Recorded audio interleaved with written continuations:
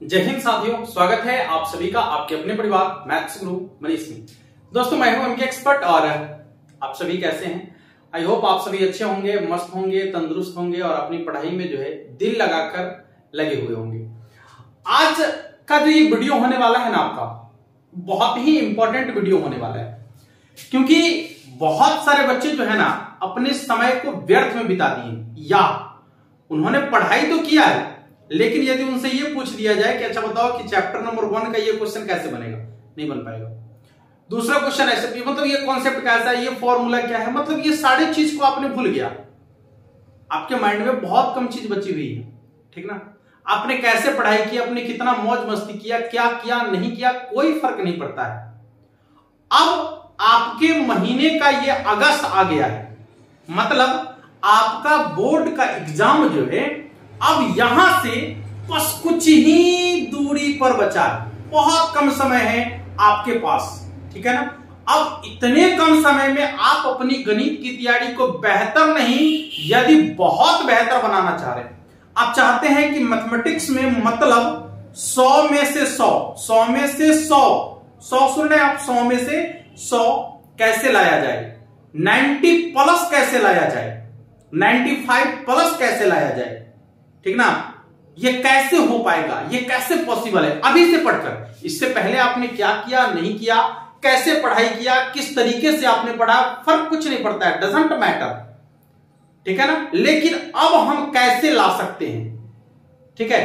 तो आज जो ये वीडियो होने वाला है ना, मूल रूप से उसी पर आधारित होने वाला है, बस उसी पॉइंट पर आधारित होने वाला है कि कैसे, how 100 out of 100, 100 out of 90, 100 out of 95 कैसे, हाउ पॉसिबल, एकदम पॉसिबल है, बहुत सिंपल सा फंडा है।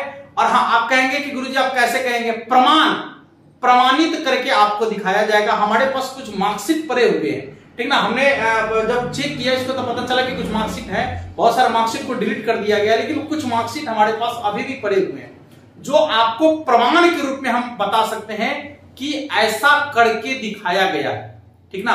बच्चों ने ऐसा किया है, 100 आउट ऑफ 100 भी लाया है, ठीक है ना। इसलिए बहुत बड़ा फंडा नहीं है। और आपको बता दे कि अभी से जो वक्त है, लेकिन हां ईमानदारी के साथ अभी से जो आपके पास वक्त बच गया है, इस वक्त को कैसे यूज करना है, किस तरीके से आपको पढ़ाई करनी है, कैसे मैथमेटिक्स को सीखना है, ठीक ना। ये पूरी जानकारी आपको इस वीडियो में मिलने वाला है। लेकिन आपको मेहनत इसके लिए बहुत ज्यादा नहीं करना है, बट आपको स्मार्ट वर्क जरूर करना है, ठीक है ना। लोग बहुत मेहनत करते हैं, कठिन परिश्रम करते हैं और अंततः पता चलता है कि अरे इतना ही नहीं।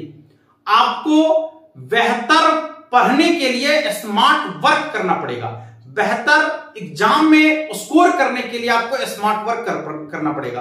अब आप इससे पहले जो पढ़ रहे थे, क्या पढ़ा कैसे पढ़ा नहीं बता, लेकिन अब आपको सिर्फ और सिर्फ एग्जाम के लिए पढ़ना है और आपके बोर्ड एग्जाम में बेहतर स्कोर कैसे हो इसके लिए आपको पढ़ना है, ठीक है ना। हाँ, तो आपको सबसे पहले ना एक बार हम प्रमाण दिखाते हैं, क्योंकि प्रत्यक्षम किम प्रमाणम, प्रत्यक्ष के लिए प्रमाण की क्या जरूरत है। तो प्रत्यक्ष में आप देख लीजिए ना, प्रमाण की बात तो अलग ही हो जाएगी।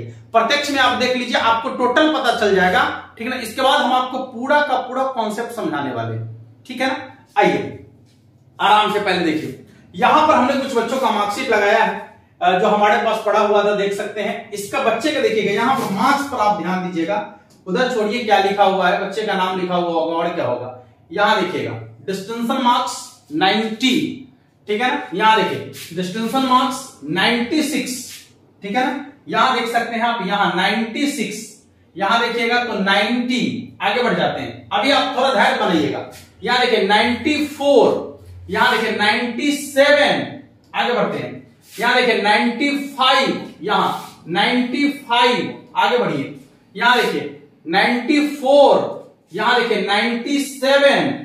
इसके बाद यहां देखिए एक बच्चे यहां पर मैसेज किया, यहां पर इसका नंबर तो दिख रहा है, ठीक ना, लेकिन पूरा स्पष्ट नहीं दिख रहा है, तो नीचे ये लिखा है, देखिए 94 आया है। Sir I have got 419 marks, math आपसे पढ़े थे उसमें भी 94 आया है, ठीक, ये कोई फेक चीजें नहीं है और फालतू जो आप लोग का ही है, आप लोग के ही बड़े भाई लोग भेजे हैं जो 2022 में एग्जाम दिया है जिन लोगों ने, और जिन लोगों ने ऐसा स्कोर किया है, ये उनके लिए हम बता रहे हैं, ये उनका द्वारा भेजा गया है, ये कोई फालतू चीज नहीं है। आप देख भी सकते हैं, कुछ भी हमने इसमें से हटाया नहीं है, ज्यों का त्यों जैसे उन्होंने मार्कशीट भेजा है सेम वैसे ही मार्कशीट हमने यहां पर लगा दिया है, कुछ काटपीट दिस दैट कुछ नहीं। देख लीजिए ना, यहां देखिए 90, ठीक है, और भी, हाँ, और यहां देखिए 100 आउट ऑफ 100, यहां पर आपको दिख रहा होगा 100 आउट ऑफ 100। ऐसे मार्कशीट हमारे पास कुछ बचे हुए थे, ये कुछ ही मार्कशीट है, बहुत सारे मार्कशीट तो मतलब डिलीट हो गया, क्योंकि 1 साल का डाटा था, हमको लगा कि अब इसकी क्या जरूरत है, चलिए वो भी अपना डिलीट करके इसको जो है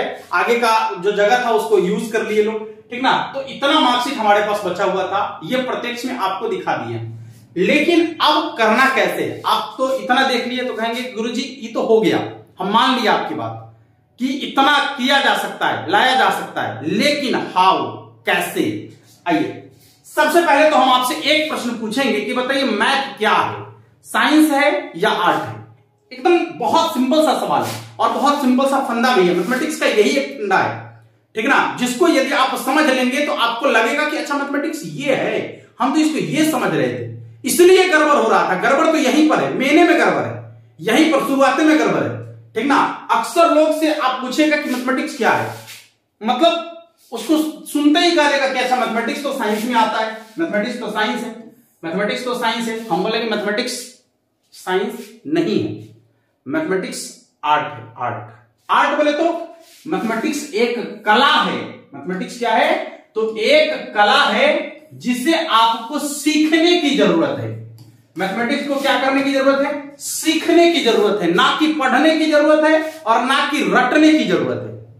बात समझिए, मैथमेटिक्स आर्ट है, एक कला है और इस कला को सीखने की जरूरत है। जैसे पेंटिंग क्या है, एक आर्ट है, कला है। सिंगिंग क्या है, एक आर्ट है। डांसिंग क्या है, एक आर्ट है। उसी प्रकार से मैथमेटिक्स क्या है, एक आर्ट है। इसके भी बहुत सारे स्टेप्स हैं, इसके भी बहुत सारे स्टेप्स है, जिस स्टेप को आपको सीखने की जरूरत है। और विदाउट स्टेप, जैसे डांस यदि कोई करता है या कोई मान लीजिए कि सिंगर बनना चाह रहा है, तो उसके लिए बहुत सारे स्टेप को फॉलो करना है। हारमोनियम पर पहले सारे गामा होगा, फिर सुर के साथ ताल मिला के, बहुत सारी चीजें उसमें हैं, बहुत। और सबका एक ही मूल मंत्र है कि जितने भी आर्ट हैं, जितने भी कला है, सभी कलाओं में पारंगता तभी आपको आएगी जब आप उसका अभ्यास करेंगे। समझिए ठीक से, जितनी भी कलाएं हैं सभी कलाओं में पारंगता तभी आती है जब उसका आप अभ्यास करते हैं, ठीक ना। जब आप उसका बार बार अभ्यास करते हैं तो उसमें पारंगता आती है। सेम मैथमेटिक्स है, आपको टोटल चीजें बताई गई, आपको थ्योरी बताया गया, आपको टोटल बता दिया गया कि सारे गाना ऐसे करना है और आप हारमोनियम पर हाथे नहीं चलाइएगा। संभव हो पाएगा? पॉसिबल नहीं है पॉसिबल, ठीक ना। हाँ, तो अब कहेंगे कि गुरुजी ये तो समझ में आ गया कि मैथमेटिक्स आर्ट है, कला है जिसे सीखने की जरूरत है। तो चला, जब आपको यह समझ में आ गया कि मैथमेटिक्स आर्ट है, कला है जिसे सीखने की जरूरत है, और सीखने के लिए क्या करना चाहिए, तो निरंतर अभ्यास। निरंतर अभ्यास जो आपके गुरुजी आपको दे दिए, आप उसका कीजिए निरंतर अभ्यास। एक बात अभी समझिए, ये पूरा खत्म नहीं हुई बात। हाँ, दूसरी बात हमने यहां वही लिखा था कि मैथ कैसे पढ़े, पढ़े नहीं, मैथमेटिक्स को कैसे सीखे, पढ़े नहीं, मैथमेटिक्स को कैसे सीखे, ये बड़ी चीजें हैं, ठीक ना। अब आइए, अब शुरू करते हैं आपको पूरी बात समझाना कि आपको क्या ध्यान रखना है, क्या क्या चीजें आपको फॉलो करनी है, कैसे कैसे आपको चलना है अब, और किस तरीके से आपको जो है मैथमेटिक्स सीखना है, और सीख कर ये जो बोर्ड एग्जाम आपका है, इस बोर्ड एग्जाम में टॉपर कैसे बनना है, मैथमेटिक्स में टॉपर कैसे बनना है, बेहतर स्कोर कैसे करना है, ठीक ना। सिर्फ आपको यहां टॉपर बनने से काम नहीं चलेगा, आने वाले जो वक्त है वहां पर भी आपको मैथमेटिक्स का टॉपर बनना है, ठीक ना। तो इसके लिए क्या करना है, वेरी सिंपल, आइए समझते हैं। पॉइंट नंबर वन, आपके पास बुक है, आपके पास 2 किताब है। यदि आप एनसीईआरटी की ही बात कर लेते हैं तो आपके पास 2 बुक हैं, और 2 बुक को मिलाकर, कुल मिलाकर यदि आप देखेंगे तो दोनों बुक में आपके पास जो है 12 से 13 या 14 एक्सरसाइज है, कुल मिलाकर 14 चैप्टर है, 12 से 13 या 14 चैप्टर होंगे, ठीक है ना। तो आपको क्या करना है, कि यदि आपने पूरा पढ़ लिया है, अभी तो वो पॉसिबल नहीं है कि गुरुजी आपको पूरा पढ़ा दिए होंगे, पूरा का पूरा खत्म नहीं हुआ होगा, शायद मुझे जैसा लग रहा है, हाँ, तो आपने जितना अभी पढ़ा है, जिस लेवल तक आपने पढ़ लिया है, आपको क्या करना है कि वो जो शुरू से माने एक्सरसाइज 1 2 3 4 5 6 7 8, मान लीजिए कि आपने 8 तक पढ़ाई कर दिया है, ठीक है ना, तो 1 से लेकर 8 तक के मेन चीज को समझिए, 1 से लेकर 8 तक का जितना भी फॉर्मूला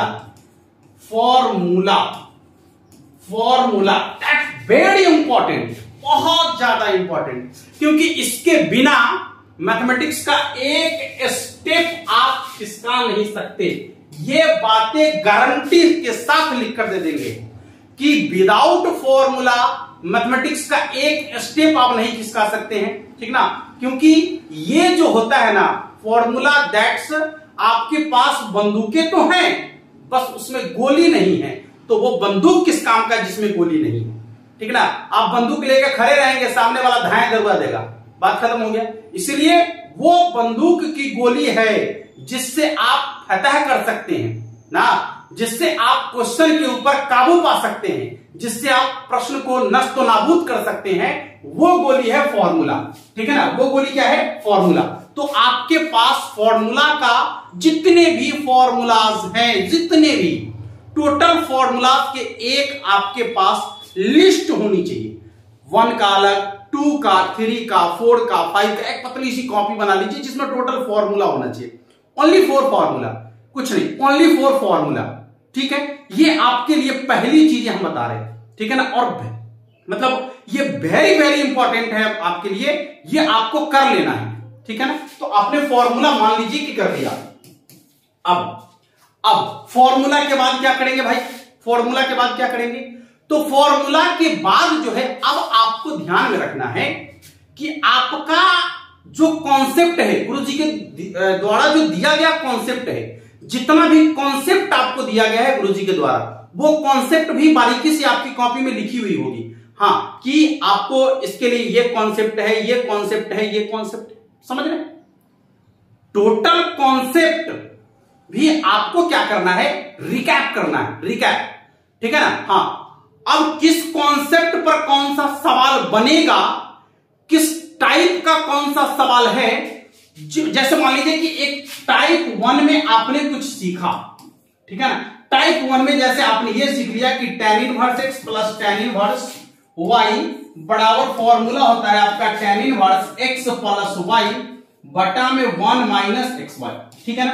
अब इस टाइप का जितने भी सवाल आपके बुक में है, चाहे वो आपकी एनसीईआरटी बुक का हो, चाहे वो केसी सिन्हा का हो, चाहे लुसेंट का हो, चाहे आर.एस. अग्रवाल का हो, किसी भी राइटर का बुक हो, यदि आपके पास एक ये फॉर्मूला है और इस पर गुरुजी ने आपको एक कॉन्सेप्ट दे दिया कि इस पर आधारित जो भी क्वेश्चन होगा आप उसको इस तरीके से बनाइए, तो आपके पास वक्त है, अभी समय है, अभी इस टाइप के जितने भी सवाल आपको दिख जाए, जिस राइटर में दिख जाए, जहां पर दिख जाए, चाहे किसी का असाइनमेंट आपको मिल जाए, चाहे कोई राइटर मिल जाए, चाहे किसी भी प्रकार का बुक आपको मिल जाए, ठीक ना, जिसमें आपको इस टाइप का क्वेश्चन दिख जाए, आप टोटल क्वेश्चन का सॉल्यूशन कर लीजिए।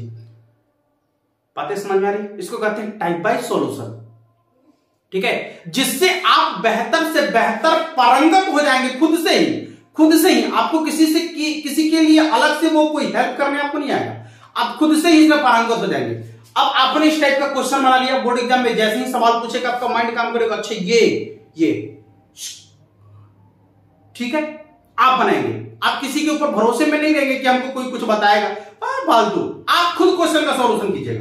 तो दूसरा है आपका टाइप वाइज सॉल्यूशन, दूसरा क्या है, कॉन्सेप्ट के साथ टाइप वाइज सॉल्यूशन, बहुत जरूरी है, कॉन्सेप्ट के साथ टाइप वाइज सॉल्यूशन। तीसरी बात जो आप लोग को हम बताने वाले हैं वो ध्यान से सुन लीजिए। अब आपको तीसरी चीजें क्या ध्यान में रखनी है कि आपका बोर्ड एग्जाम का पैटर्न कैसा है, आपके बोर्ड एग्जाम का पैटर्न कैसा है, क्योंकि आपको बोर्ड एग्जाम के पैटर्न पर भी ध्यान देना है, क्योंकि आप मान लीजिए कि आपके बोर्ड एग्जाम में जो है सबके सब ऑब्जेक्टिव क्वेश्चन पूछे जा रहे हैं और आप पढ़ रहे हैं सब्जेक्टिव तरीके से, आप क्वेश्चन को सब्जेक्टिव तरीके से बना रहे हैं तो वहां जाकर उलट जाइएगा, वहां जाकर क्वेश्चन आप बना तो दीजिएगा बट टाइम ज्यादा लग जाएगा आपको, ठीक है ना। और जब नंबर ऑफ क्वेश्चन जैसे ऑब्जेक्टिव यदि आपसे पूछा जाएगा तो उसके लिए वक्त कम दिया जाता है, ठीक है ना। यदि सब्जेक्टिव क्वेश्चन को सॉल्व करने के लिए कहेगा तो टाइम थोड़ा ज्यादा दे देगा, ऑब्जेक्टिव क्वेश्चन बनाने के लिए कहेगा टाइम कम देगा। तो वक्त जब आपके पास कम रहेगा और आप क्वेश्चन को सब्जेक्टिव तरीके से बना रहे हैं और आपके पास ऑब्जेक्टिव क्वेश्चन है तो आप क्वेश्चन को निश्चित रूप से छोड़ दीजिएगा, ठीक है ना। तो ये जो तीसरी सबसे बड़ी बात है कि आपको अकॉर्डिंग टू एग्जाम पैटर्न तैयारी करना है, अकॉर्डिंग टू एग्जाम पैटर्न। अब अकॉर्डिंग टू एग्जाम पैटर्न मतलब आपके एग्जाम का पैटर्न कैसा है ये आपको ध्यान में रखना है और आपको सब पता है कि आपके एग्जाम का पैटर्न कैसा है, बस आपको उसके अकॉर्डिंग देखना है। ऑब्जेक्टिव 100 जिसमें से 50 बनाना है, ठीक है ना। इसके बाद ये आपका ऑब्जेक्टिव हो गया, समझिए इधर, ये आपका ऑब्जेक्टिव हो गया। इसके बाद ये आपका हो गया 2 मार्क्स, ठीक है ना। इसके बाद ये आपका हो गया 5 मार्क्स, ठीक है। हाँ, तो ऑब्जेक्टिव 100 क्वेश्चन आपसे पूछा जाएगा जिसमें से किन्हीं 50 प्रश्नों का जवाब आपको देना है, 50 प्रश्नों का जवाब आपको देना है। तो अब आपको ऑब्जेक्टिव क्वेश्चन को बनाने का ऑब्जेक्टिव तरीका मालूम होना चाहिए, ये बड़ी चीजें हैं, ठीक है ना। क्योंकि आपने क्वेश्चन को सब्जेक्टिव तरीके से यदि बनाना सीखा है तो आप 50 क्वेश्चन को बनाने में ही 2-2.5-3 घंटे का टाइम खींच दीजिएगा। आपके पास 3.5 घंटा का टाइम ही होगा, 3-3.25 घंटा का टाइम ही होता है, 2.5 घंटा नहीं बिता दीजिएगा तो फिर उधर का बनेगा। इसलिए ये 100 में से 50 का जो सॉल्यूशन आप करेंगे इसके लिए आप हमारे हिसाब से 30 मिनट का वक्त आपके लिए होना चाहिए, 30 से 40 मिनट, ठीक ना। हाँ, 30 से 40 मिनट। हम तो कहते हैं कि 20 मिनट में हमारा बच्चा बनाएगा क्वेश्चन, 20 मिनट में बच्चा बनाता है क्वेश्चन, ये हम गारंटी देते हैं कि 50 क्वेश्चन बच्चा 20 मिनट में बना देगा, ठीक ना। उसके लिए आपको ज्यादा दिमाग लगाने की जरूरत नहीं, इसके लिए आपको नो टेंशन नो मेंशन कुछ करने की जरूरत नहीं है। आप हमारे साथ बने रहिएगा, ऑब्जेक्टिव को जो भी कॉन्सेप्ट हमने आपको दिया है या फिर आप हमारे पीछे वाले वीडियो को उठाकर देखिए, ऑब्जेक्टिव का कॉन्सेप्ट जो दिया गया है सफिशियंट है, 20 मिनट सफिशियंट है, 20 मिनट में क्वेश्चन का सॉल्यूशन, 50 क्वेश्चन 20 मिनट में खत्म। इसके बाद ये जो 2 मार्क्स का क्वेश्चन आपको दिया जाएगा ये टोटल 30 प्रश्न होंगे जिसमें से किन्हीं 15 प्रश्नों का जवाब आपको देना होगा, तो इसके लिए भी आपको वक्त चाहिए अच्छा खासा, ठीक ना। हाँ, अब ये जो 15 क्वेश्चन आपसे पूछे जाएंगे, अच्छा इस क्वेश्चन का यदि आप इसको डिटेल से बना रहे हैं तो फिर आप फंस जाएंगे। ऑब्जेक्टिव के लिए ऑब्जेक्टिव तरीका ध्यान रखिए हमेशा, तीसरा पॉइंट यही है मेन पॉइंट कि ऑब्जेक्टिव क्वेश्चन को बनाने का ऑब्जेक्टिव कॉन्सेप्ट आपको मालूम होनी चाहिए। दूसरी बात, अब ये 2 मार्क्स में जो प्रश्न आपसे पूछे जाते हैं वो कैसे प्रश्न होते हैं, तो वो जो प्रश्न होता है direct based formula, direct formula पर आधारित प्रश्न होता है, ठीक ना। मतलब लघुतरीय प्रश्न होता है, डायरेक्ट फॉर्मूला पर आधारित होता है। तो आपने जो सबसे पहले फॉर्मूला का लिस्ट आपको हम बताए हैं उसका रीजन यही है। अच्छा बताइए इसमें क्या फॉर्मूला नहीं पूछेगा, सिंपल समझिए, यदि 50 ऑब्जेक्टिव क्वेश्चन आपसे पूछा जा रहा है तो 50 ऑब्जेक्टिव क्वेश्चन में से 100 ऑब्जेक्टिव क्वेश्चन यदि पूछा जा रहा है तो 20 से 25% क्वेश्चन जो होता है वो सिर्फ और सिर्फ फॉर्मूला होता है, ठीक ना। मतलब आप यदि उसको उलटकर देखेंगे ऑब्जेक्टिव क्वेश्चन को तो आपको 15 से 20 क्वेश्चन, 25 क्वेश्चन भी किसी किसी सेट में है जिसमें कि डायरेक्ट फॉर्मूला है और नहीं तो फॉर्मूला बेस्ड क्वेश्चन है। जैसे डायरेक्ट फॉर्मूला लिख देगा, नहीं तो फॉर्मूला पर आधारित डायरेक्ट क्वेश्चन, ठीक है ना। ये ऑब्जेक्टिव की भी बहुत बड़ी खासियत है। तो यदि आप फॉर्मूला को ध्यान में रखेंगे, मेन वही है, ध्यान रखिए, यदि आपके पास फॉर्मूला बेहतर तरीके से आपको पता है, ठीक ना, तो आप इस क्वेश्चन को भी कम समय में सॉल्व कर सकते हैं। और कोई कोई क्वेश्चन तो डायरेक्ट फॉर्मूला 10-12 क्वेश्चन, 10-12 तो फॉर्मूला पूछेगा ही पूछेगा आपसे, ठीक है ना, जो आपके लिए बोनस का काम करेगा जब आप फॉर्मूला देखे हुए रहेंगे तो, ठीक है। और इसमें जो है डायरेक्ट फॉर्मूला बेस्ड क्वेश्चन आता है जो आप 3 से 4 लाइन 5 लाइन क्रिया करेंगे, ये सवाल आपसे बन जाएगा आसानी से। तो यदि आपको फॉर्मूला पता है तो फॉर्मूला के साथ कॉन्सेप्ट पता है तो आसानी से बना दीजिएगा, कोई दिक्कत नहीं है। हाँ, इसमें जो 5 अंक का क्वेश्चन आपसे पूछेगा ये 8 को पूछेगा जिनमें से किसी 4 प्रश्नों का जवाब आपको देना है। और आपको बताते हैं कि हर साल ये 4 प्रश्न का जो है हम वो आपको कॉन्सेप्ट बताएंगे कि चारों में से चारों प्रश्न जो हम आपको बता देंगे वही पूछा जाएगा। जैसे पिछले 2 साल से ऐसा हो रहा है कि अच्छा 4 में से क्या पूछेगा, सुन लीजिए क्या पूछेगा, हम आपको बता भी देते हैं। एक ग्राफ एकदम कंफर्म है कि एक ग्राफ पूछेगा, क्लियर हो गया। एक ग्राफ आपको बनाना है जो बहुत सिंपल होता है, एक खत्म। दूसरा एक क्वेश्चन आपसे पूछेगा निश्चित समाकलन का, एकदम ध्यान से सुन लीजिए, निश्चित समाकलन का एक क्वेश्चन पूछेगा आपसे, ठीक है ना, निश्चित समाकलन का। और वो कौन सा क्वेश्चन पूछेगा वो भी हम आपको बता देंगे। 3 से 4 प्रश्न उसके क्राइटेरिया में आता है, हम आपको बता देंगे। तो उसी 3-4 प्रश्न में से कोई एक प्रश्न आपसे पूछ देगा, और हर साल वही होता है, ठीक ना, हर साल वही होता है। आप मेरे पीछे वाले वीडियो को उठाकर देख लीजिएगा, या कोई आपके भाई होंगे तो, या कोई जो स्टूडेंट हमारे साथ जुड़े हुए होंगे इससे पिछले साल, उनसे पूछेगा, बता देगा कि क्या बताया गया था। ग्राफ सेम, कहे कि ये 3 में से कोई एक पूछेगा निश्चित समाकलन वाला, सेम वही, एकदम कंफर्म, कोई दिक्कत नहीं है। एक क्वेश्चन जो आपका होता है, एक क्वेश्चन समझिए ठीक से, यदि आप इनवर्स ट्रिग्नोमेट्री को बेहतर तरीके से देख लेते हैं तो एक प्रश्न 5 अंक का वहां से बनता है इनवर्स से, ठीक ना। एक प्रश्न 5 अंक, 3 को हो गया, 3 को हो गया, देखिए ना, 3 को हो गया। सवाल आपके पास ऑप्शन है, यदि आप मान लीजिए कि मैट्रिक्स डिटर्मिनेंट में बेहतर है तो एक प्रश्न वहां से रहता ही रहता है। मैट्रिक्स डिटर्मिनेंट में से एक प्रश्न तय है कि रहेगा, ठीक है ना। आपका 4 प्रश्न हो गया। देखिए कितना सिंपल है, कितना सिंपल है। और यह भी फिक्स है कि किस कॉन्सेप्ट पर 5 अंक का सवाल पूछा जाएगा, यह भी फिक्स है कि किस कॉन्सेप्ट पर पूछा जाएगा। बस वही कॉन्सेप्ट आपको बता देंगे, वो कॉन्सेप्ट पर 5 अंक का सवाल पूछेगा तो पूछेगा, तय है एकदम, पूछना ही है उसको, नो डाउट, ठीक है।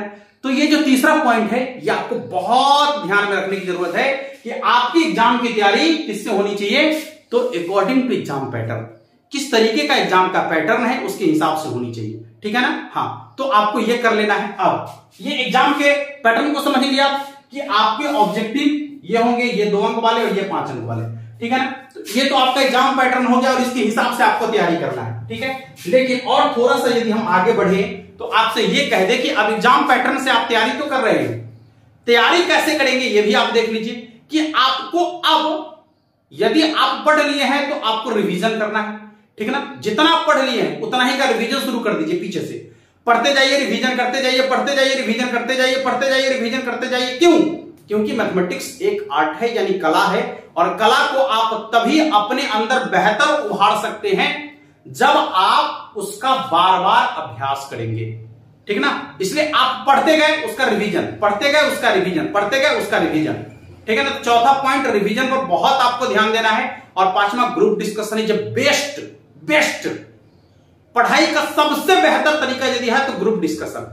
आप अपने दोस्तों का और वैसे दोस्तों का ग्रुप बनाकर रखिए जो दोस्त पढ़ रहा हो, जिसे पढ़ाई से मतलब हो। वैसे दोस्त को कभी अपने साथ में रखिए जो पढ़ने तो आएगा, आपके साथ आके बैठेगा लेकिन आप में से किसी को पढ़ने नहीं देगा, तुरंत कट्टिस भागो, वैसा दोस्ती करने की जरूरत नहीं है, ठीक है ना। और आप यदि 5 दोस्त 6 दोस्त एक साथ बैठे हुए हैं तो जरूरी नहीं है कि उसमें से सब दोस्त जो है अलग अलग सब्जेक्ट के अलग अलग माहिर बैठेंगे वहां पर, ठीक ना। हाँ, किसी को फिजिक्स बेहतर है, किसी का केमिस्ट्री बेहतर है, किसी का मैथमेटिक्स बेहतर है, हाँ, किसी का हिंदी बेहतर है।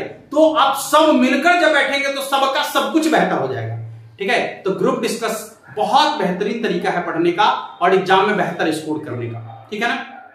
तो समझ में आ गया होगा कि करना क्या है आपको, बस चैप्टर वाइज अब से रिवीजन शुरू कर दीजिए। और अब आपके लिए जो हम क्लास लेकर आने वाले हैं बहुत जल्द ही, जिसका नाम है मिशन 100-100, ठीक है ना, जिसका नाम है आपका मिशन 100-100, मतलब 100 में 100 कैसे, और उसकी जिम्मेवारी हमारे पास होगी कि 100 में 100 कैसे। लेकिन हाँ, जिम्मेवारी हम ले रहे हैं, इसका मतलब यह नहीं कि हम पढ़ेंगे, आपको हमारे साथ वो करना पड़ेगा जितनी हम आपको कहेंगे करने के लिए, ठीक है ना। तब आपको हम गारंटी के साथ कहेंगे कि 100 में 100, ठीक है ना। तो उम्मीद करते हैं कि आपको ये सारी चीजें समझ में आ गई होंगी कि आपको अभी क्या करना चाहिए, अब से क्या करना चाहिए, ये पूरी बात आपको समझ में आ गई होगी। और यदि समझ में आ गया होगा तो वीडियो को शेयर जरूर कर दीजिएगा। मिलते हैं आप लोगों से नेक्स्ट क्लास में, तब तक के लिए आप सभी को जय हिंद।